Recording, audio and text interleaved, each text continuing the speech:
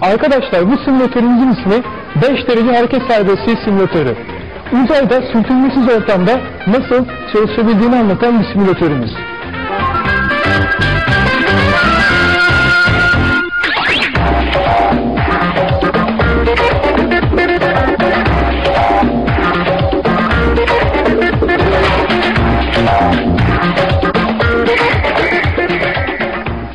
Ve arkadaşlar, Beyza arkadaşınızı biraz sallayalım mı? He? Ayakların geride kalsın canım. Peki, Beyza arkadaşınız şu anda size doğru geliyor. Sakın korkmayın, geriye doğru çekin. Arkadaşlar, bu simülatörümüzün ismi insanlı manevra ünitesi. Uzayda bağımsız bir şekilde astronotların nasıl hareket edebileceğini anlatan bir simülatördür.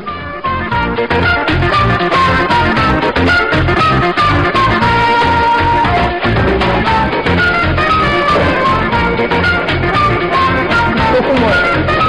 Sola dokunma. Sağ ol. Korkma.